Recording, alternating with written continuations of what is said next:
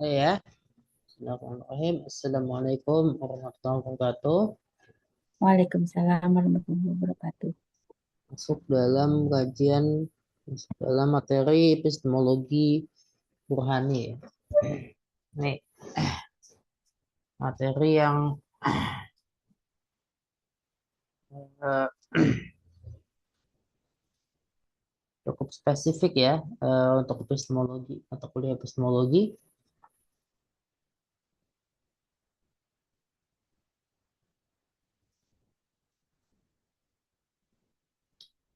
Sudah terlihat ininya, syarah-syarahnya. Sudah, Kak?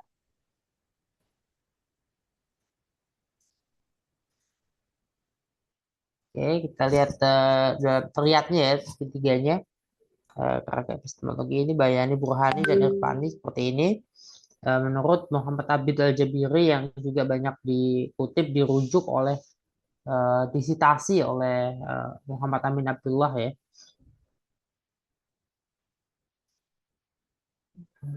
Burhan itu secara bahasa demonstrasi, pembuktian, argumen ya, yang jelas. Sehingga dalam tradisi filsafat Islam, Burhani ini masuk dalam metode epistemologis yang tujuannya adalah mencapai pengetahuan yakin ya, melalui silogisme yang premis-premisnya bersifat pasti benar gitu. Bukan hanya sekedar berpikir kritis tapi juga menjadi disiplin logika yang tinggi dalam pandangan filosof, misalnya seperti Ibnu Sina, Al-Farabi ya. Eh, Kemudian adalah silogisme kias ya, silogisme yang menghasilkan kepastian. Jadi ya, misalnya seluruh alam ini baru, maka kesimpulannya alam butuh mencipta. Ini kebenaran yang tak terbantahkan. Ya.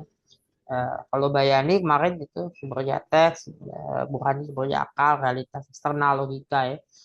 Eh, Metode penafsiran bahasaan beda dengan metode silogisme induksi observasi.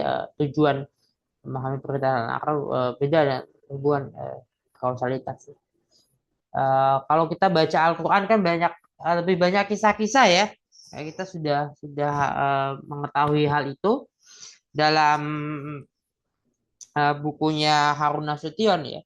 Buku-bukunya Harun Nasution. Harun Nasution juga termasuk salah satu yang menyebutkan terkait eh, bahwa Al-Quran itu kebanyakan adalah kisah-kisah. Coba kita baca surat Al-Baqarah itu, kisah Bani Israel itu begitu banyak ya. Begitu banyak di dalam surah Al-Baqarah itu diulang-ulang, bukan diulang-ulang sebetulnya, tapi lagi-lagi kita ketemu dengan itu, atau dengan dengan kisah Nabi Ibrahim sedikit ya, dan lagi-lagi kita ketemu lagi dengan Bani Israel, Bani Israel. Sehingga salah satu penafsiran, ya, pemahaman tentang apa sih dan siapa sih Bani Israel itu, salah satunya adalah eh, pengertian, penafsiran bahwa Bani Israel itu dimaknai generik. Jadi seluruh umat manusia, seluruh umat Islam adalah Bani Israel. Itu pemaknaan yang lebih lebih generik ya.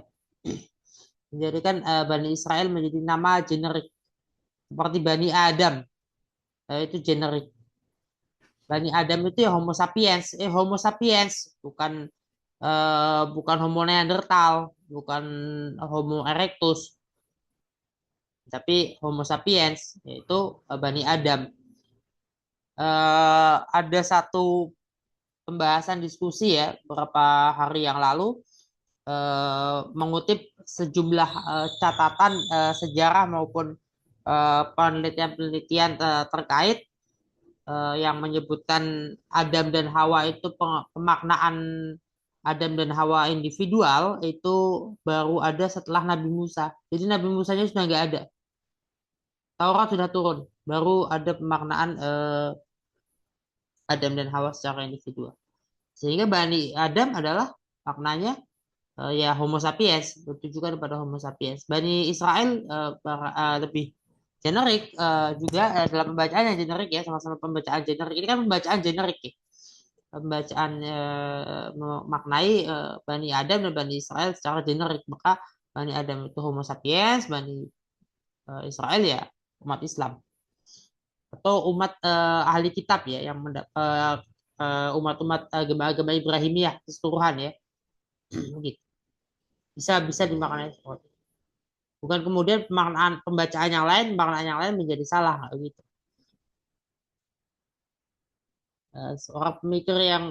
Pemikir Burhani itu melihat alam semesta ini sebagai teks Tuhan. Jadi teks dibaca teks apa alam semesta ini yang dibaca. Jadi alat ukur rasio ya. Nah, ketika membaca ayat-ayat kauniyah itu tidak menggunakan nahwu sorof. Kita logisme ya. Kita ini selalu menggunakan premis-premis, logisme dalam keseharian. Ya. Kalau mau menyeberang gimana? Ya kan nggak mungkin kita setiap kali menyeberang jalan kita mengucapkan ya premis-premisnya, silogismenya ya. Apa? Kita nggak mungkin mengucapkan proposisi-proposisinya itu kan. Nggak perlu gitu ya. Tapi kita cuma tengok kanan kiri ya, kemudian barangkali menekan tombol di lampu untuk penyeberangan atau misalnya menggunakan tanda menandai ya ngasih ngasih aba-aba ke kendaraan yang lewat dan sebagainya. Atau menunggu ya sebatas menunggu atau melihat memang ketika jalan benar-benar kosong.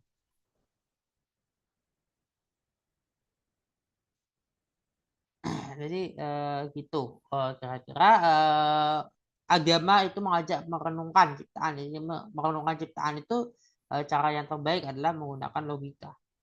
Jadi penggunaan logika itu wajib. Ya. Nah, Muhammad Amin Abdullah ini menyampaikan 4 elemen dasar ya dalam Rohani agama dan budaya, pendidikan, masyarakat, kemudian konstitusi. Nah, kita lihat kompilasi hukum Islam. Kompilasi hukum Islam ini kan jelas mengalami perubahan sewaktu-waktu. Sehingga kenapa? Karena membaca konteks sosial kemaslahatan masyarakat hari ini ya abad 21 ya abad digital kemudian pertimbangan rasional, sosiologis, psikologis ya. Pernikahan anak dulu normal sekarang enggak. Kenapa dulu pernikahan anak itu bisa terlihat normal? Masyarakat agraris dahulu kala itu lebih komunal. Ya anak yang sudah menikah sekalipun masih berada dalam asuhan keluarga besar. Nggak peduli dia usianya sudah 30 tahun. Masih ada orang tuanya masih utuh di usia 30 itu. Masih ada orang tuanya. Orang tuanya memang kepala keluarga besar itu.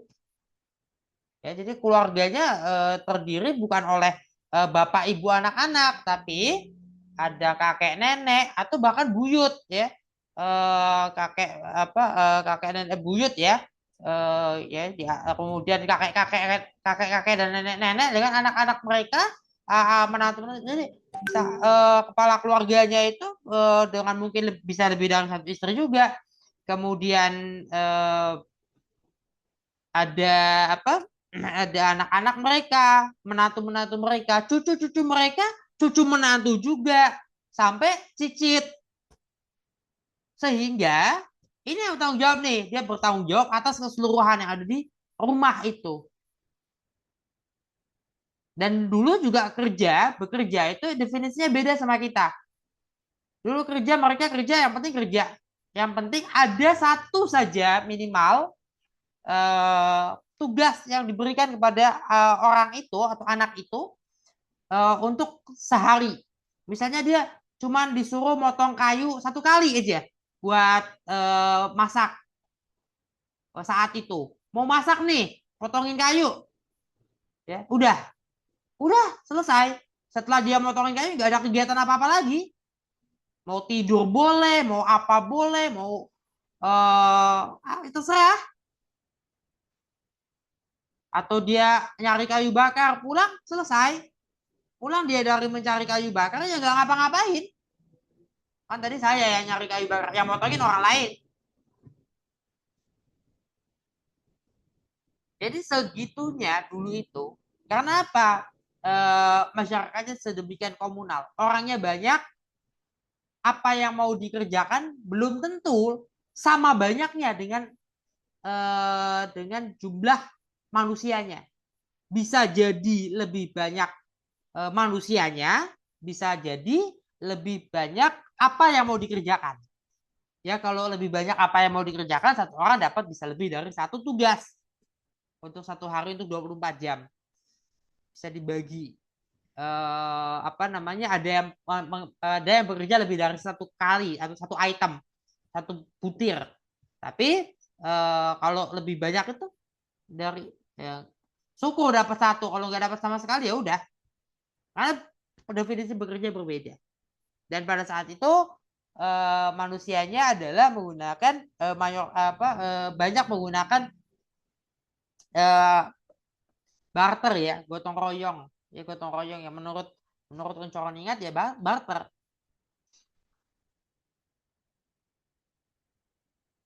Jadi uang itu baru menjadi umum, menjadi norma yang sangat umum, dan semakin umum, semakin diterima. Itu bahkan itu di paruh kedua abad 21, abad 20 kemarin. Jadi baru sekitar 80 tahun, 90 tahun ini baru sangat menjadi sangat normal. Hampir nggak ada lokasi di dunia. Mungkin masih ada, jangan-jangan coba aja dicari. Jangan-jangan masih ada yang menggunakan barter. Tapi sekarang di Indonesia banyak yang sudah tidak barter lagi. Walaupun sebagian ada yang mungkin masih ada ya barter ya kalau yang pedalaman-pedalaman. Tapi apa belum tahu ya kalau masih ada. Tapi mungkin masih ada, mungkin juga yang jelas sudah tidak mayoritas lah. Sekarang sangat sedikit.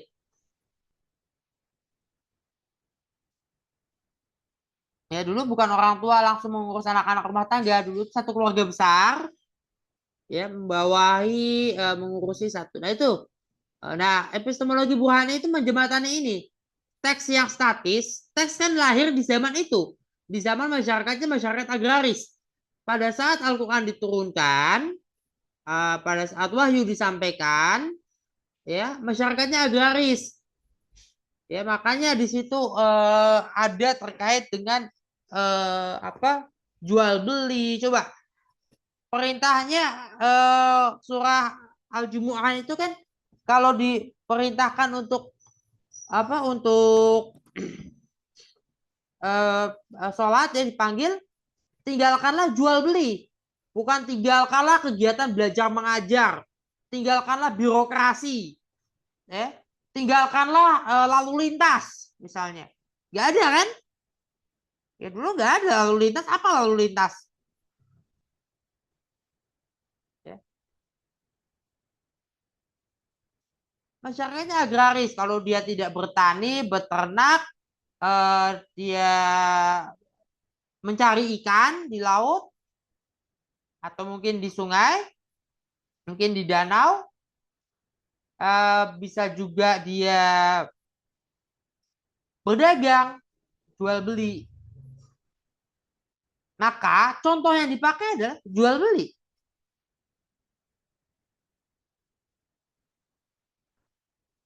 Banyak lain-lain. Pada masa itu masyarakatnya berbeda dengan masyarakat hari ini.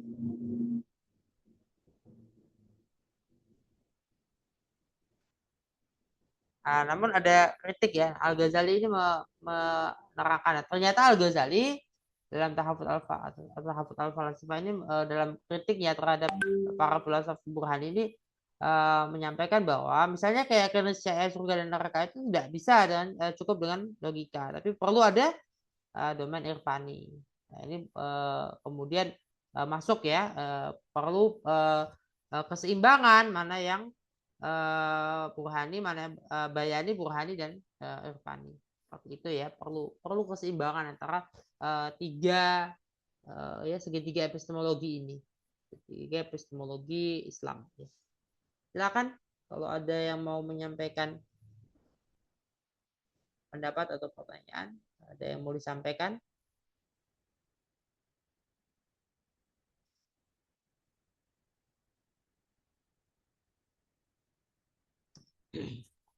Maaf Pak, tadi itu epistemologi Burhani itu menjembatani Teks dengan apa ya, Pak? Ya, oh dengan realitas eksternal. Maksudnya gimana, Pak? Hmm? Gimana? Maksudnya bagaimana nih? Saya nggak paham, Pak. Ya realitas eksternal kan tidak selalu sama dengan teks. Apalagi bukan tidak selalu, seringnya tidak sama dengan teks. Oh, iya. Bagaimana Burhani itu bisa menjembatani itu, Pak? Ya teks itu berdialektika dengan realitas eksternal ya. Ini kalau kita menggunakan perspektif keislaman Fahmina kan ada dialektika antara teks dengan realitas eksternal. Nah, siapa yang mengonstruksi itu? Yang mengonstruksi adalah ya eh, ya relasi kuasa ya, kemudian apa aja yang mengkonstruksi kelompok-kelompok ya, relasi kuasa, kelompok kepentingan ya, dan tentunya orang-orang yang ada di individu-individu yang ada di dalamnya. Jadi manusia pakai apa mengonstruksi eh, apa namanya mengkonstruksi dialektika dan mengkonstruksi komunikasinya antara diskursif antara antara realitas eksternal tes dengan realitas eksternal dengan logika. Kalau nggak pakai logika nggak bisa kita mengonstruksi dan mendekonstruksi dan merekonstruksi masing-masing dialektika itu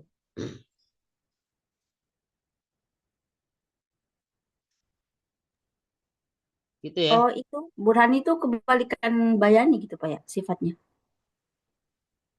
Nggak kembali kan dong. Eh, atau saling Burhani logika, sedangkan Bayani kan ke Ya apa sih, Pak? Kemarin tuh teks. teks, Oke. penjelasan, ah ya, konteks. Teks, Bayani teks. Oh, Bayani teks. Kalau Burhani konteks gitu. Begini. Burhani melihat ya Burhani itu menggunakan Penggunaan akal ya. menggunakan akal. Bagaimana kita menggunakan akal?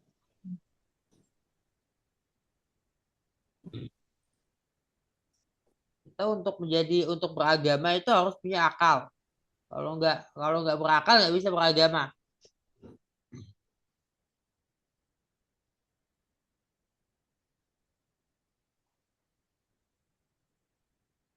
Apa cirinya tidak berakal? Apa cirinya tidak berakal? Tidak berpikir cirinya. Ya artinya Tidak bisa ah, berpikir. kalau orang yang kalau orang yang misalnya telanjang bulat di pinggir jalan nggak tahu malu kan udah ketahuan ya. Tapi kalau orang yang tidak nggak seperti itu kira-kira masih bisa dibilang berakal nggak? Orang Orang yang gila sulit itu tidak nggak berakal. berakal, tidak menggunakan akal tepatnya, bukan bukan tidak berakal. Oke, Berakal tapi nggak dipakai. ada orang yang berakal nggak dipakai ya. Oke. Ya. Bisa disepakati ya yang disampaikan Bu Ami ya. Bisa nggak disepakati? Bisa ya. Ada Otak itu kalau kalau nggak bisa kalau nggak dipakai otak gitu ya, Pak. Kalau akal harus dipakai kayaknya. Kalau nggak dipakai namanya bukan akal lagi kayaknya. pakai otak nggak pakai akal. Otak-otak. Ya gini, ketika kita makan, minum, kemudian kita membersihkan perut dari sisa makanan dan minuman ya. Itu kan ketika ketika makan, minum, ketika kita membersihkan perut kita dari sisa makanan dan minuman kan proses membersihkan perut dari sisa makanan dan minuman kita mikir nggak? Pakai pakai otak nggak? Tak sadar, gerak tak sadar. Jadi otak dan akal itu berbeda, Pak. Nggak Kalau otak sadarnya gimana coba? Nah, Itu kalau refleks. kalau ya, udah gimana Bu Ami? ya, otak dan akal itu berbeda. Kalau otak itu apa namanya? Bukan otak kan ada yang Ada otak besar, ada otak kecil. Ada juga batang otak yang dia itu punya fungsi sendiri-sendiri. Termasuk tadi yang Bapak ceritakan bagaimana kita tuh nggak perlu mikir. Itu namanya yang ada volunteer, ada involunteer. Nah, konsep berpikir sendiri itu terutama di area ini ya, gray area. Nah, itu tuh yang disebut proses berpikirnya tuh di situ gitu. Jadi itu fungsi gitu, nggak hanya untuk berpikir, tetapi juga untuk yang lain-lain tadi fungsi tubuh. Jadi sebetulnya kalau tadi konsep yang di sini sebetulnya tidak menggunakan akal, tidak menggunakan untuk berpikir. Tapi kalau otaknya tetap dipakai, dia hidup jantungnya berdetak ya karena ada otak yang ngasih ngasih diajak nih merintahkan untuk seperti itu gitu. Ya itu artinya ya itu juga disebut berpikir ya berdasarkan ya pemahaman apa itu berpikir itu juga berpikir tapi bukan berpikir sebagaimana berpikirnya ya yang sampai menghasilkan sesuatu lah ya itu kan bukan sesuatu ya, perlu menghasilkan sesuatu nggak produktif ya artinya bukan nggak produktif sama sekali artinya itu sangat alamiah sesuatu yang otomatis sebetulnya bisa dibilang otomatis tapi intinya kita tidak perlu berpikir keras untuk itu cenderung cuma teknis aja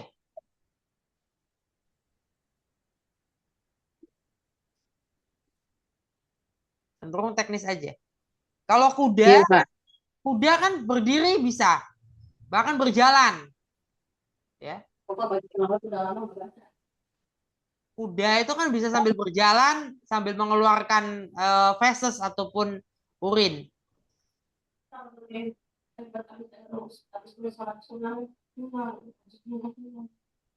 Itu Pak yang membedakan manusia dengan hewan. Jadi kalau otak manusia itu selain ada fungsi yang bisa dilakukan sama hewan tadi ya, fungsi-fungsi kehidupan itu terutama di batang otak, bernafas, terus apa pokoknya segala macam ini ya, fight and flight itu juga kalau stres seperti apa itu ada di ini dan hewan pun punya gitu. Cuma yang tidak dipunya hewan adalah kemampuan berpikir yang disebut fungsi luhur yang di area depan gray otak itu. Nah, itu yang fungsi berpikirnya berasal dari situ. Nah ini Pak Haidar sempat sempat ketika saya tanya soal pembuktian pengalaman mistis ya pengalaman spiritual itu juga sempat menyebut adanya NDE. Nah ketika NDE itu, nah ini bedanya manusia. Ketika NDE itu yang mana yang masih aktif? Kan sisanya nggak aktif. Apa yang masih aktif ketika NDE? Near death, near death experience. Pak Haidar itu menyampaikan apa yang ini dokter Ami apa yang masih aktif Ya itu, ketika kita ini tuh apa namanya yang apa yang masih vegetatif itu. Itu yang fungsi dari ini aja, apa namanya batang otak. Karena fungsi pernafasan, fungsi jantung itu ada di situ, oke. gitu. Nah, ketika NDE manusia itu NDE-nya manusia berbeda dengan NDE-nya hewan karena ternyata tapi nggak semua ya saya kira nggak semua ada yang tidak ya tapi cukup bisa dikatakan nyata ya ketika NDE itu kan dia berarti kan cuma batang otaknya harusnya dia tidak mengalami misalnya hal-hal yang penglihatan-penglihatan yang seperti mimpi tapi manusia mengalami itu karena ketika ditanya ketika dia selamat dan sembuh itu ditanya dia bisa menjelaskan Itu bisa ditanya sama Mbak Nurisa itu, karena pernah koma berapa lama Mbak Nurisa? Pengalaman pribadi Mbak Nurisa. 1 bulan. Nah, iya. Jadi kalau dari pasien-pasien saya Pak yang sempat apa koma saya suka nanya apa yang Ibu rasakan saat itu gitu ya, apa ya near miss gitu ya kita istilahnya. Jadi apa ya nyaris aja dah dan dia selamat. Itu macam-macam Pak. Memang ada yang bermimpi, tapi ada juga yang nggak sama sekali nggak ngerasa apa-apa gitu. Tahu-tahu bangun loh, kok sudah beda rumah sakit gitu, udah dirujuk maksudnya begitu. Bu Nurisa, Nanti saya 1 bulan koma, apa ceritanya? Saya baru tahu. jangankan komanya, Ibu jangankan koma, 10 tahun sebelum saya koma aja terhapus Bu hilangannya, keingatannya. 10 tahun sebelum koma dan 6 bulan setelah koma itu nggak terekam. Jadi jangan tanya gimana rasanya ya, nggak inget apa-apa Bu.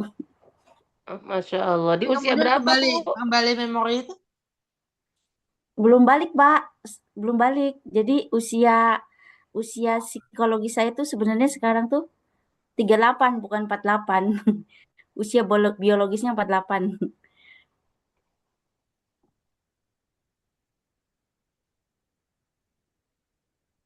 Enggak, kejadian itu di usia berapa, Bu Nur?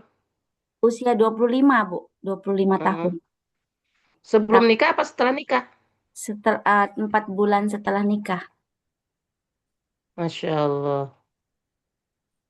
Jadi saya bangun sebagai anak 15 tahun, Bu.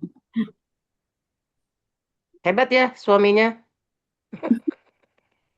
Suaminya sabarnya tuh, Pak dosen suka ngebahas sabar tuh nggak ada batasnya, seperti nggak setipis tisu berarti itu sabarnya. Ya karena sabar nggak ada yang tahu batasnya kan. Iya, kalau ada batasnya bukan sabar kan, Pak dosen? Kalau ada, Masya kalau Allah. kalau bisa diukur batasnya pakai matematika gitu maksudnya ya. Tidak matematis batasnya sabar, batasnya akal tuh nggak matematis. Kalau matematis ya nggak matematis. Eh, jadi ada yang akalnya setipis tisu itu ada.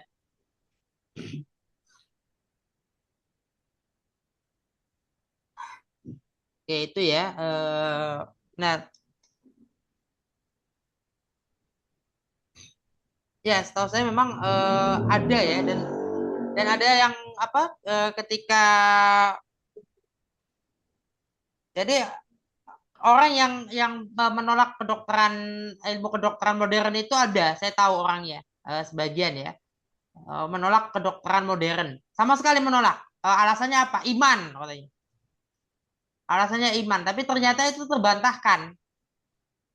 Misalnya gini, kalau dokter berencana untuk mencabut alat bantu hidup seorang pasien kan, memang belum tentu loh hasilnya. Bu Ami pernah mengalami nggak? Dicabut alatnya, si pasien ini malah bangun dan sadar, bukan meninggal. Euthanasia apa nggak ada, saya nggak pernah. Kita tetap motivasinya nggak ini. Karena euthanasia itu kan juga ada perdebatan kan, Pak. Enggak, bukan. Ketika dia terbantu oleh ini, terbantu oleh alat saja, terus ketika dicabut alatnya dia bangun, bukan meninggal. Bukan, maksud saya tidak melakukan itu kan. Maksudnya kalau memang dia masih perlu, maka tetap diteruskan. Tapi manakala sudah tidak perlu, dicabut ya memang dia sudah harusnya bangun gitu. Jadi dicabut ya bangun karena pada saat memakai alat bantu nafas dia memang disedasi. Jadi ditidurkan begitu supaya kan nyeri toh, Pak. Nah, nanti kalau sudah dia tanda vitalnya sudah normal, terus alat Oh, bantu oke. nafasnya sudah tidak diperlukan, diambil. Makanya dia bangun. Kalau setelah dicabut bangun gitu. Tapi tanda Bukan, vitalnya sudah bukan normal ada yang semua gitu. bukan ada yang kalau dicabut malah meninggal, sudah meninggal. Nah, itu kalau yang namanya euthanasia, tapi itu tidak dikerjakan, Pak. Itu masih wacana-wacana ini. Oh, Jadi jadi pasien yang debatable masih. kadang ada yang berpendapat pasien yang sudah sangat parah, sudah misalnya berapa bulan, artinya dicabut saja. Nah itu kalau nggak salah di antara itu ada yang itu tuh masuk euthanasia ya, Iya, iya. Kalau misalnya saya menghentikan ini menghentikan apa itu, pengobatan, iya. Oh. menghentikan pengobatan, proses pengobatan. Namun, Kalau memang maksudnya kalau namun kita tahu misalnya itu dia itu hanya dengan nafas saja, dia harus dengan alat bantu nafas. Tapi kalau dicabut nanti dia ini. Nah, pada saat misalnya keluarga menghendaki segala macam, tapi biasanya tetap nggak boleh, Pak. Makanya itu sampai sebulan gitu masih meskipun koma masih dipertahankan kan gitu. Sama ininya apa? Jadi memang biasanya sih dimotivasi tidak ada ini. Cuma kalau misalnya itu paling DNR, Pak. DNR itu lain lagi. do not resuscitate. Jadi kalau misalnya ini udah kondisi stadium akhir, nanti sewaktu-waktu misalnya turun gitu ya, apa namanya tanda vitalnya turun, kita tidak akan resusitasi lagi gitu. Jadi tidak akan dipompa jantung apa di RCP gitu nggak dilakukan lagi. Itu ada kalau DNR.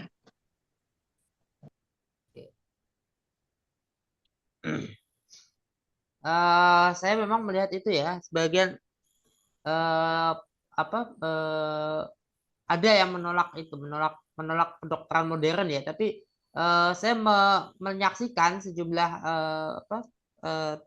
fenomena-fenomena yang terjadi itu kedokteran modern justru valid gitu loh, dengan dan ada matchingnya lah, dengan ada kesesuaian ya dengan hal-hal yang sifatnya dikatakan sifatnya iluminasi, sifatnya intuitif ya, yang imajinasi, yang mistis itu ada kesesuaian, sejumlah kesesuaian sebetulnya.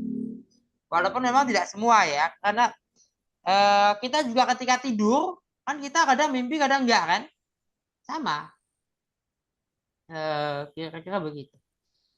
Nah, yang ini pernah ada yang nanya juga tuh di Yapik tuh di Sindang Jawa tuh, tahu dari mana bahwa misalnya anjing itu mimpi? Kalau itu ada nggak yang Bu Ami bisa jawab nggak? Bisa bantu jawab nggak? Karena memang ada penelitian itu kan, bahwa Iya, hewan bayi pun ada, Pak. Bayi dalam kandungan itu juga ada. Jadi gelombang otaknya, Pak, yang dilihat dari EEG. ya ada lubang otak ya. Ya, gelombang otaknya yang dinilai. Jadi memang kalau konsep mimpi sendiri itu kan kalau di sains itu kan lebih ke arah ya dari pengalaman. Jadi gini, apa dia itu harus ada dari pengalaman dia gitu. Jadi nggak ada mimpi yang dia tidak pernah pengalaman dalam artian apa ya? Pokoknya jadi itu kan ada gambaran yang pernah dialami dan kemudian muncullah di mimpi itu gitu. Tapi kalau dalam Islam kan mimpi bisa dalam arti juga ada petunjuk dari Allah gitu-gitu kan. Nah itu kan kalau dalam sains modern kan itu tidak dimasukkan. Tapi sebetulnya kan ya kalau saya sih meyakini ada mimpi yang memang sebagai petunjuk dari Allah. Tapi ada juga mimpi yang mungkin dari setan. Tapi mimpi juga yang secara sains ada juga. Ya. Pernah nggak kejadian ketika direkamnya otak itu, dia gelombang otaknya menunjukkan dia mimpi, tapi ternyata ketika ditanya, oh nggak mimpi sama sekali gitu. Pernah nggak, ada nggak kejadian kayak gitu? Pada manusia ya. Belum baca, Pak. Kalau sama hewan nggak bisa ditanya, Pak. Kalau hewan kan nggak bisa ditanya. Ini gelombang yang sama dengan mimpi menurut kita kan? Iya, betul. Pernah Cuma nggak saya dikonfrontir gitu manusia, karena yang bisa dikonfrontir hanya manusia. Misalnya ini sudah hasil EEG nih, menurut ini kan mimpi, tapi tanya mimpi nggak tadi gitu, ternyata enggak. Itu ada nggak yang jawab kayak gitu?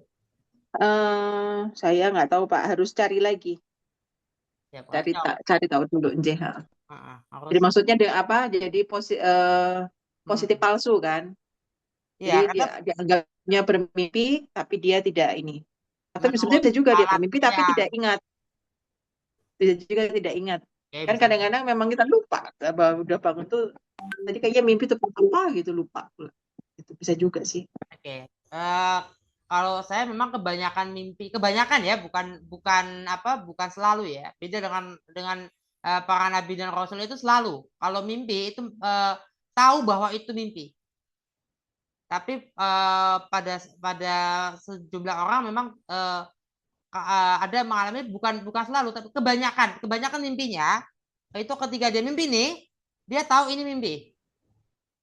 Jadi ketika masuk ke alam mimpi itu kayak kita kayak orang masuk rumah gitu aja, biasa. Kayak masuk ruangan, ntar keluar lagi, biasa aja. Jadi kesadarannya lagi jalan. Nah, manusia bisa mengalami antara 50-50 sampai ya berapa persennya lah dari jumlah mimpi, dari kebiasaan mimpi itu. Oleh itu saya sejumlah memang mengalami banyak ya, lebih banyak saya kayaknya kalau mimpi itu saya sehingga saya tahu dan sadar bahwa ini lagi mimpi. Saya kayak mimpi ketika mimpi ketemu nenek saya yang dari ibu itu, saya mimpi itu kayak datang ke rumah nenek saya itu, datang itu saya ini mimpi ini di mimpi ini saya mau ketemu sama nenek saya harus ketemu nih, benar nggak ya, ada di rumah nggak ya gitu. Jadi oh benar ada di rumah gitu, akhirnya ketemu gitu. Juga ketika mimpi ketemu dengan adiknya nenek yang dari garis ayah itu, ada adiknya nenek saya ketemu, ngomong ya, ngasih tahu ke saya beberapa hal itu, saya tahu ini mimpi, sadar bahwa ini mimpi. Juga pernah saya mimpi, ketika mimpi saya nyari jalan ke alam nyata, ke alam empiris. Jalan keluarnya mana sih ini? Jalan pintu keluarnya mana? Jadi nyari pintu keluar.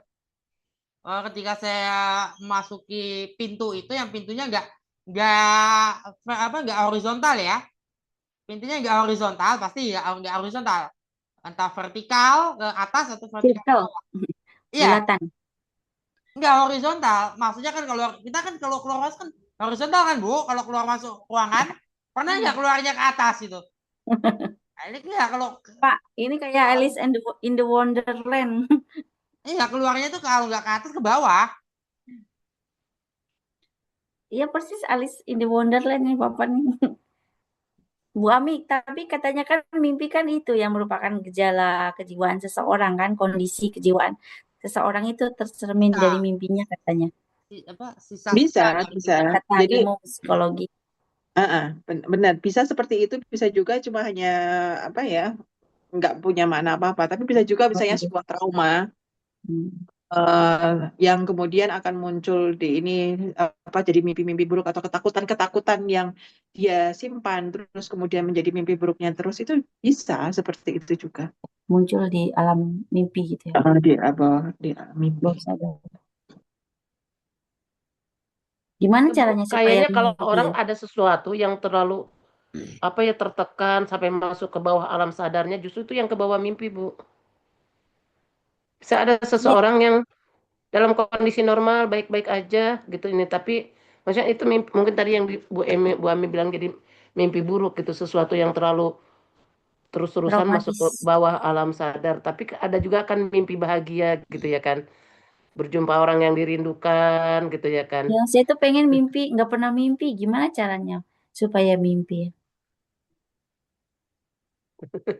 Ya apa Kalau aja lah. habis hiking dari gunung nggak pernah mimpi. Nggak pernah mimpi saya tuh. Berarti Saya pengen biasanya itu banget mimpi. bukan nggak mimpi, Mbak. Itu mimpi tapi lupa, biasanya seperti Iya itu. kayaknya lupa kali ya. Nah, kalau itu berarti tidurnya sudah sampai yang dalam. Jadi kualitas tidur Mbak Nurisa tuh bagus gitu. Justru yang mimpi kayak gitu tuh biasanya kualitasnya nggak terlalu bagus. Berarti bagus terus tidurnya ya.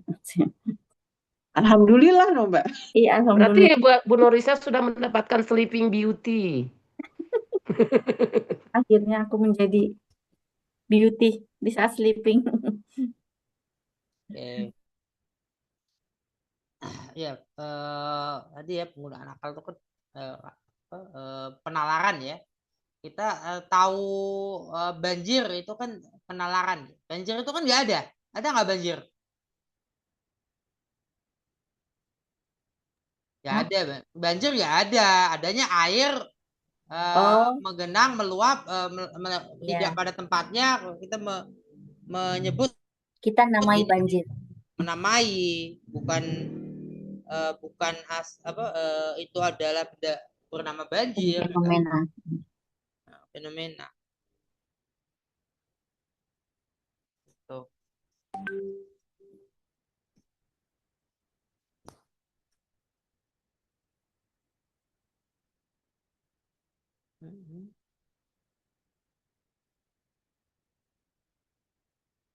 Oke.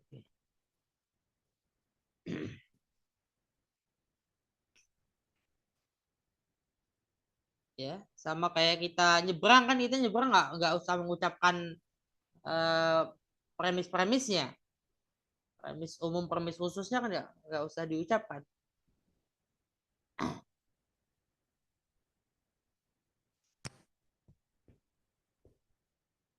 tapi kita melakukan itu. Kita juga manusia itu mencari pola. Kalau kita lihat tes TPA ya, tes potensi akademik atau tes bakat skolastik kan ada itunya ya. Ada pola-pola kan. Kalau begini maka itu kan pola yang dicari. Pola yang dicari kan pola. Setelah angka ini, deret angka ini, angka selanjutnya apa? Pola itu dicari. Manusia mencari pola. Itu yang membuat kita melihat ada kebetulan dan ada pola. Dan ternyata manusia itu dan ternyata alam semesta ini semua berpola, kebanyakan berpola. Kebetulan adalah ketika tidak ada dalam pola itu.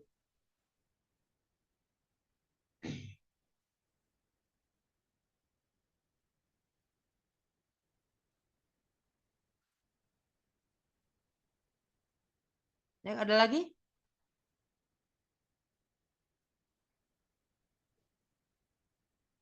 Saya mau komentar tentang barter tadi, Pak. Jadi Ya. saya pernah lihat di salah satu YouTube gitu. Jadi dia apa namanya mewawancarai mengenai suatu kehidupan di sebuah kampung di Jogja loh, Pak. Bukan di mana, bukan di daerah yang terpencil itu tidak gitu. Bagaimana dia orang mahasiswa lulusan pertanian begitu. Jadi dia itu benar-benar bagaimana dia mencukupi kebutuhannya dengan dengan ininya dengan di halamannya dia tanam, dia beternak, dia punya ikan segala macam. Ya. Nah, nanti kalau dia butuh beras atau segala macam, dia tuh tukar dengan tetangganya gitu. Jadi benar-benar dia tidak menggunakan uang untuk itu gitu. Jadi barter dia lakukan. Dia dia mencoba untuk kembali ke ini gitu. Saya nggak tahu Kayaknya ada saya ya. lupa dia alasannya apa, tapi dia Tapi lakukan itu. sebetulnya dia bukan sama sekali, dia pakai uang juga sedikit. Ada coba dia meminimalisir karena kan bagaimanapun sejumlah dia kan juga kerja, bukan orang yang Enggak, pengangguran. dia nggak kerja, Pak. Jadi benar-benar pekerjaannya di rumah saja. Di rumah Tanam aja itu. iya, jadi benar-benar Iya itu apa yang dia pernah kerjakan dengar juga. Saya kira ada ya. dikerjakan ini dan yang dihasilkan itu dia barter aja ke tetangga gitu, tentang beras segala macam dia barter Ya ke tapi tetangganya. ini listriknya gimana? Saya lupa, tetapi dia nggak pakai listrik nggak ya? Pokoknya dia Nah, tuh benar-benar mencoba ini gitu. listrik kemudian Oh, dia dia nggak PBB. dapat uang dari situ tuh. Dia dapat uang dari situ tuh, Pak. Hmm? Maksudnya dia benar-benar mencoba barter gitu. Ya Saya nggak artinya tahu kan dia tentangnya. kan Nanti harus ditonton lebih lanjut lagi. Cuma saya sekilas itu, wah, ini apakah orang yang benar-benar mencoba menghindari riba? kayak Karena kayaknya hampir menggunakan uang mustahil. sendiri itu sebetulnya kan Hampir nggak bisa mustahil. lepas dari riba gitu. Hampir mustahil Bu kalau sekarang ini kalau apalagi tinggal di perdesaan ya sekalipun ya atau perdesaan di Pulau Jawa misalnya hampir mustahil karena kecuali memang dia tidak pakai listrik misalnya atau dia menghasilkan listrik sendiri bisa kalau dia menghasilkan listrik sendiri bisa tapi itu juga dia punya modal di awal beli benih pakai apa beli kalau listriknya dia menghasilkan sendiri dia butuh alatnya pakai apa belinya kan orang yang jual itu juga nggak nerima barter berarti ya kayaknya mustahil kalau sama sekali nggak pakai uang tapi iya bahwa kita bisa meminimalisir penggunaan uang itu ya kita bisa meminimalisir penggunaan uang ketika misalnya kita punya sejumlah sumber daya misalnya kita nanam sendiri ya itu meminimalisir kita punya ayam sendiri misalnya punya sapi sendiri diminimalisir itu jadi saya misalnya sejumlah pemilik sawah kan tidak beli beras walaupun ada pemilik sawah yang beli beras ya ada pemilik sawah beli beras tapi sejumlah pemilik sawah kan tidak beli beras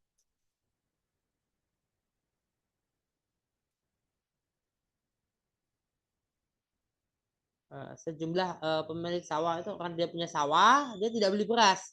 Tapi yang tidak dia beli apa? Beras. Dan dia kan menjual. Gabah itu dijual. Jualnya dia dapat apa dari jual gabah? Dia untuk apa pengelolaan sawah itu pakai apa? Bayar orang yang mengurus sawahnya pakai apa? Dia hanya beras yang dia tidak beli misalnya. Itu pun dia masih keluar uang untuk apa? Giling dari gabah ke beras. Karena dia hanya mengambil itu bentuk gabah bukan dari misalnya perusahaan ngasih beras. Udah beli kok ya nggak masa dikembaliin. Kan gabah yang ada aja udah digiling dengan alatnya, entah punya sendiri, entah ada orang yang menyewakan, ya.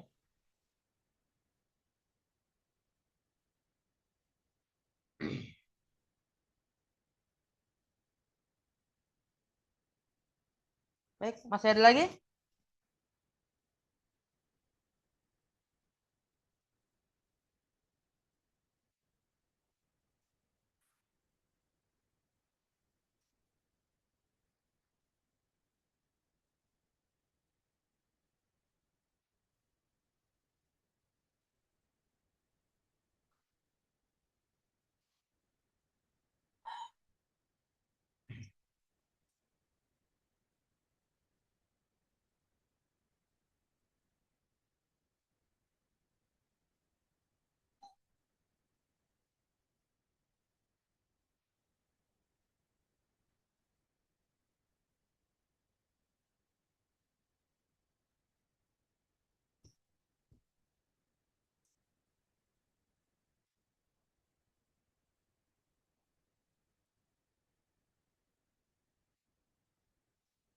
Oke, ada lagi?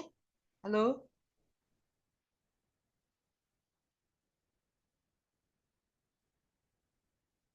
Pak, kalau epistemologi Bayani kan ada tafsir juga, tafsir Bayani. Nah, kalau Burhani itu apa ada tafsir Burhani? Ada ya? Tafsir kontekstual gitu. Ada ya? Eh, kita lihat ini juga di semester 6 itu kan ada mata kuliah terkait dengan ini, dengan apa istilahnya? Dengan model-model tafsir ya. Corak-corak tafsir. Oh, ya. Kalau kita lihat corak-corak tafsir di sini ada tafsir, tahlili, ilmi, sufi, adab ijtimai ini sosial humaniora ya. Maudhu'i, kemudian fiqhi, ahkam, maqasidi. Gitu. Kemudian metodologi penulisan skripsi. Saya nggak tahu kalau metodologi penulisan skripsi seminar proposal ini siapa nanti yang mengajar.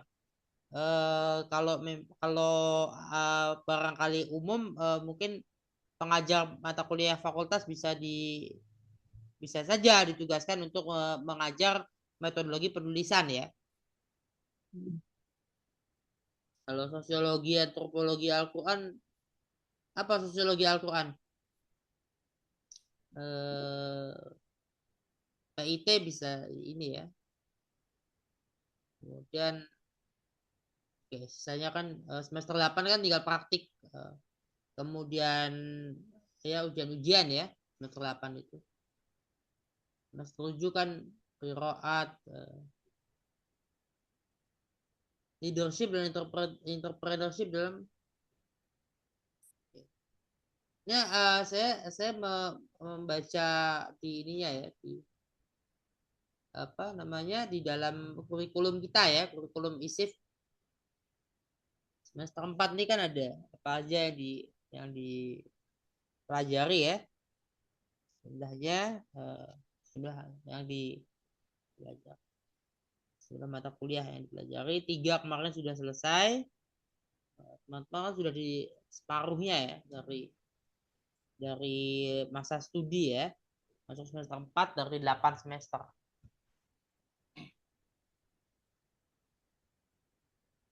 Kalau S1 kan banyak mata kuliah ya dibanding S2. Ini banyak mata kuliah yang bisa diajar, yang bisa diampu oleh seorang dosen kan lebih sedikit dari yang bisa teman-teman ambil.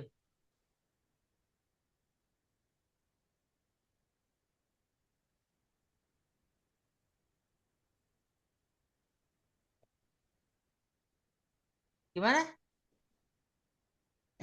Bagaimana?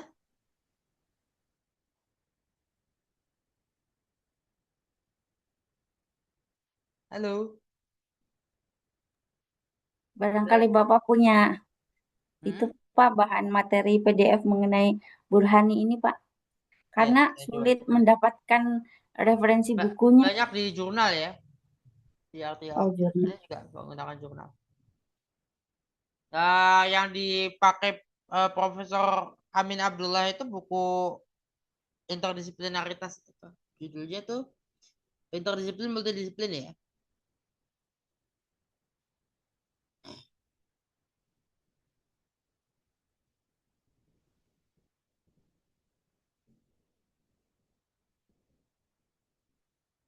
Multidisiplin, interdisiplin dan transdisiplin. Ya. Yang 2020 itu. Multidisiplin, interdisiplin, dan transdisiplin. Apa multidisiplin, apa interdisiplin, apa transdisiplin ya. Ini masuk dalam metode studi agama, studi Islam kontemporer. Tahun 2020 Profesor Amin Abdullah menulis itu. Dan kajian-kajiannya Profesor Amin Abdullah terkait dengan studi Islam ini berkaitan dengan falsafahnya ya, berkaitan dengan epistemologi, dengan ontologi, epistemologi dan metodologi, kemudian aksiologinya. Karena pengembangan keilmuan itu memang harus berdiri pada kita memandang realitas itu seperti apa, kita memandang pengetahuan itu seperti apa, kita memandang metodologi ya, paradigma terkait riset itu seperti apa, kita memandang metodenya, kita memilih metode apa kemudian dan seterusnya.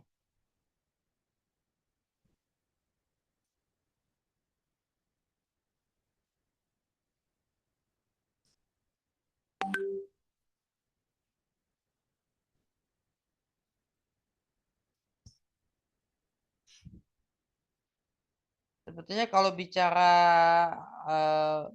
kedokteran modern itu saya tidak melihat 100% bisa dikatakan ini ya, 100% bisa dikatakan sekular. Enggak juga ada kok sejumlah kalau terkait kedokteran ya, sejumlah apa namanya yang fakta-fakta ya maupun data-data yang ya maupun teori-teori kalau kita cek dengan ya dengan pemikiran keislaman itu cukup dekat. Kemudian etika ya. Kalau kita bicara eutanasia, misalnya eutanasia itu kan berkaitan etika.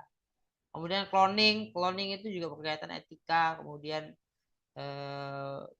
sejumlah hal lain ya, banyak juga perdebatan tentang etik. Tapi nggak semata-mata cuma sampai di situ, juga bisa dikatakan bicara juga tentang sejumlah pengobatan, pantangan-pantangan ya. Karena itu ada orang yang sampai sedemikian rupa ya tidak percaya dengan kedokteran modern. Tapi ada juga cerita nyata ya, salah satu guru besar ya, nggak usah disebut di mana, salah seorang guru besar di kelas itu dia lagi di kelas, nggak tahu pada saat itu mungkin masih boleh merokok di ruang kelas ya sambil ngajar gitu ya. Dia bilang, atau nggak tahu dia bilangnya antara di ruang kelas atau di mana, tapi dia merokok itu, dan dia bilang dokter ngelarang saya merokok, tapi dokternya S1. Serius dia bilang gitu. Dokternya kan S1. Dia ngerokok aja. Saya kan profesor, masa kalah sama S1. Nggak taunya besoknya itu kabar duka. Tiba-tiba ini meninggal dunia itu. Kira-kira apa? Yang merokok apa yang dokternya? Dokternya apa yang profesornya? Dia bilang saya dilarang dokter ngerokok. Tapi saya ngerokok aja. Kan dokternya S1 masa saya kalah sama S1 itu? Itu kan kayak kesombongan gitu toh, Pak. Iya, Untuk langsung meninggal kesombongan. besoknya. Kira-kira apa namanya? Kalau apa ya namanya? Kalau tentang sebetulnya nggak percaya kedokteran itu di masyarakat kita itu banyak, Pak. Mereka lebih percaya dukun daripada ini. Kalau dukun kan menjamin. Kalau dokter mana? Dokter yang benar nggak pernah bilang. Kalau di sinetron kan pasti sembuh saya nomor satu itu nggak ada dalam dia mana ya kita usahakan Bu, insya Allah Ya. mudah-mudahan baik kan gitu. Nah tapi coba kalau dukun nomor satu pasti sembuh. Nah makanya mereka lebih percaya sama dukun-dukun itu. Padahal bukan berarti masalah biaya, wong jelas kalau dukun itu kan mereka nggak bisa pakai BPJS. Terus kadang juga lebih mahal, tapi tetap aja di ini kan gitu. Nanti kalau sudah gagal semua baru ke dokter udah dalam posisi yang Oke. sudah parah gitu. Akhirnya nyalahin dokternya, katanya ke dokter nggak sembuh. Iya betul. Terus Nah, kadang-kadang sampai di gue gara-gara apa dokternya nggak ini gitu. Padahal kalau apa padahal dukun percaya coba sama ada nggak dukun digugat dukun. Oke. malpraktek kayak gitu? Nggak ada. Padahal jelas-jelas mereka malpraktek. Jadi kalau ada orang bilang bisa menyembuhkan segala penyakit itu udah nggak ada tuh begitu. Tapi Iya. ya gitu. Tapi di masyarakat kita itu tinggi banget loh Pak. Maksud saya ya kalau saya ketemu Cukup pasien itu tinggi saya ya? benar-benar Cukup tinggi ya? saya misalnya kalau cancer gitu ya, saya selalu tak rangkul, tak omongin panjang lebar supaya dia jangan pergi. Karena kalau dia apa pasti akan bilang ke ke ke tempat lain yang mengatakan bisa menyembuhkan kanker. Padahal nanti kalau datang lagi stadiumnya udah lanjut ya, harusnya mungkin dia Tapi Bu bisa Ami sembuh. dukun yang udah mulai pinter ngomongnya juga nggak ngomong saya bisa menyembuhkan, saya bisa mengobati. Tapi belum tentu sembuh. Dia nggak pakai bahasa saya bisa menyembuhkan. Dia juga tahu yang menyembuhkan Allah. Dia bilang saya bisa mengobati, tapi nggak dijamin bisa sembuh kan? Iya, Gitu Bu, iya. Enggak mereka Bu juga Ami, aku promosinya. juga bilangnya kayak Bu Yaya kok. Ini Pak Dukun. Aku yang buat dukunya ini loh. Ini Bu Nurul Maksud yang saya Bisa kalau sudah mengobati tapi apa? nggak bisa menyembuhkan kan? Nggak menjamin bisa menyembuhkan. Karena memang kalau dukun kan nggak ada kode etika kedukunan kan, makanya dia apa bebas-bebas aja gitu dari apa ranah hukum gitu. Tapi kalau kedokteran kan ada etika. Jadi kalau anu ya, kayak banyak lah pasien-pasienku yang harusnya apalagi kalau terkait anak-anak muda apa dulu sih waktu masih koas itu ya Allah sedih aja ngelihat berbagai macam bentuk apa keterlambatan karena ke dukun gitu. Kalau aku sih sekarang kan lebih kepada apa pasiennya perempuan, paling ya cancer yang jadi terlambat. Aduh ibu gitu. Atau kalau kalian dengar dengar kabar sudah meninggal, oh, kenapa? Oh, rupanya ke tempat yang itu yang harusnya diobatin gitu. Ya Bu, menempuh alternatif dulu katanya ya Bu ya. Udah babak belur baru ke dokter. Oh, saya kira malah Alternatif kan kebalikannya. tidak semuanya seperti dukun ya. Alternatif kan kadang ada juga yang berbeda kan. Iya, betul Pak itu. Nah, Kalau pengobatan ada kalau saya sih saya nggak menutup mata kalau apa kan kadang-kadang pasien saya nanya tuh apa boleh nggak dok ke alternatif. Kalau mau ke alternatif silakan tapi harus ada dasarnya. Kalau nggak ada dasarnya jangan. Tapi jangan meninggalkan pengobatan yang sudah terbukti secara ini gitu. Jadi tetap jalanin aja gitu. kadang Dan gini saya memang juga. Dokter itu kan ini saya belain dokter juga ketika ada apa namanya? Ada kan beberapa kali ya. Itu kan benar bisa bisa benar ya yes dia memang benar pada saat itu ya atau enggak gitu. Oh diperkirakan umur bapak umur ibu tinggal sekian itu kan nggak ada Pak. nggak boleh kayak gitu tuh. Itu di drama Bukannya itu. bukannya ada, Bu. Nggak Di Bukan. ada. film-film kan begitu. Kayak Film. ayo film kita itu kan ngapusin kabeh gitu loh. Makanya Itu orangnya ngomong astagfirullah. bener kok. Nggak ada, Pak, Nggak kayak ada gitu. ya, Saya nggak ada, nggak anu. secara real nggak ada ya. Udah umurnya tinggal sekian lama lagi. Nggak boleh ya, Dok? Nggak boleh Nggak boleh ya. kayak gitu tuh. Karena memang Nah, siapa yang bisa memperkirakan umur kayak gitu kan? Nggak ada. Tapi ada, Bu. Saya Ya, kan sering nengok orang sakit, itu ternyata mereka mendapat vonis dari dokter segini-segini. Nggak tahu ya mereka bohong sebetulnya enggak. kan ya, tapi kan sebetulnya itu nggak etis ya, nggak boleh karena kan siapa yang tahu tentang itu gitu. Kalaupun ya kita secara statistik bisa aja karena statistiknya bilang begitu, tapi itu tidak akan pernah terucap ke ini ke pasiennya nggak Iya. boleh terucap gitu ya kan. sebetulnya. Iya, jadi misalnya secara statistik, jadi kita nggak akan statistik kan global secara umum, jadi rata-rata yang misalnya dengan stadium 4 itu ya bisa selamat sampai usia rata-rata bisa bertahan sampai dengan 3 bulan. Tapi bukan berarti umur Bapak tinggal 3 bulan lagi, ya nggak juga gitu. Oh, Bisa jadi kadang-kadang cuma seminggu. penafsiran ya, kadang-kadang penafsiran aja misalnya. Oh, Iya, biasanya kalau sudah bisa stadium jadi ini cuma biasanya. seminggu loh, lebih pendek. Oke. Iya, jadi kita nggak Ya pernah kayak tahu. Jadi kayak itu kan, kalau merokok mengurangi usia sekian.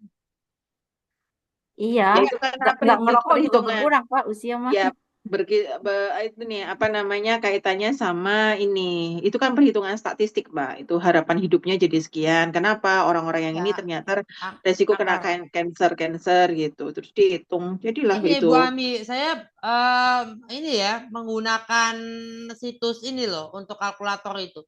Life expectancy calculator itu. Hmm. Yang saya pakai itu kalau awal kemarin-kemarin sih bagus ya hasilnya. Tapi belakangan saya tuh di 80-82 life expectancy.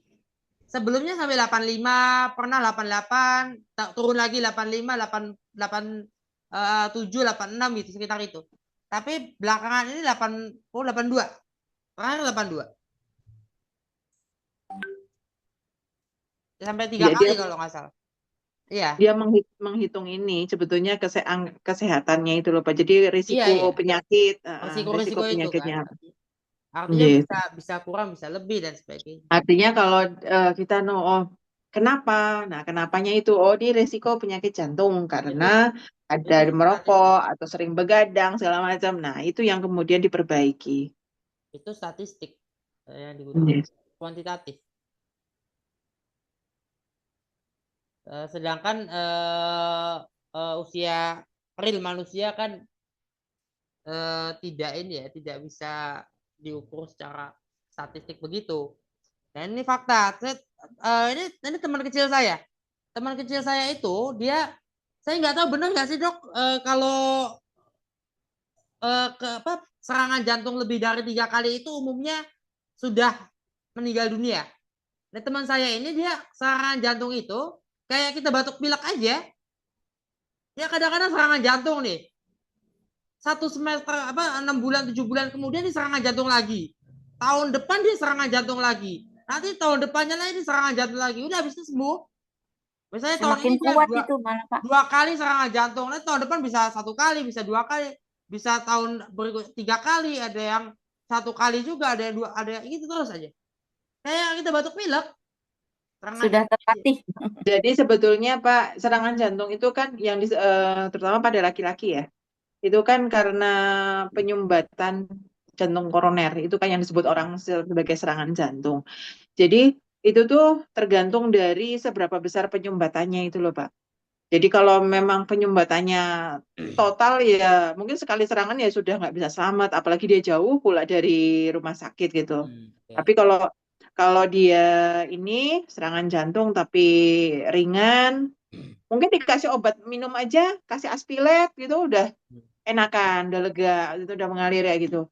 Nah, gitu. Jadi tergantung ininya juga sih Pak, kita nggak bisa. Tapi Saya itu kira nggak ada nggak bilang umum. 3 kali serangan jantung langsung meninggal gitu, ya nggak juga Pak. Tapi memang semakin sering umumnya. itu, semakin sering itu memang prognosinya akan lebih buruk dibandingkan orang yang cuma serangan jantung cuma sekali 2 kali. Tapi di situ juga Kenapa dia serangan berkali-kali kok tidak dianjurkan untuk dipasang ring? Berarti ada kemungkinan penyumbatannya tidak total gitu loh Pak. Jadi kayak kalau stroke pun stroke yang ringan cuma Kayak ini gitu, dia, TIA. dia kayak batuk pilek aja, serangan jantung itu. Tapi ya nggak batuk pilek juga kali Pak. Kalau nggak salah sih, setahu saya dia itu suka sedekah itu. Ya, Dia suka itu sedekah. makanya dari sisi non medisnya saya juga nggak nutup mata karena banyak yang saya lihat juga ya, entah itu bentuk sedekah atau apa gitu, itu bisa memang menyembuhkan yang ketika, jadi malah saya selalu bilang gini, ketika medis itu sudah angkat tangan, padahal Allah kan bilang bahwa semua penyakit itu ada obatnya, itu artinya Allah akan sembuhkan sendiri dengan caranya gitu.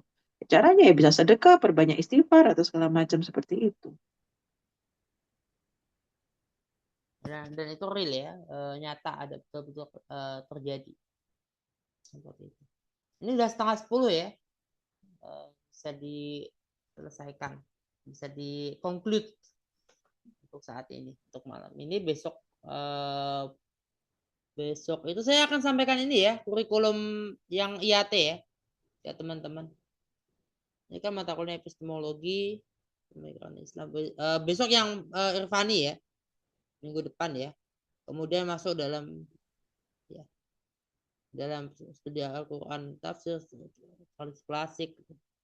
Nanti saya sampaikan juga RPS ya. RPS sorry apa, kurikulum ya, SK kurikulum.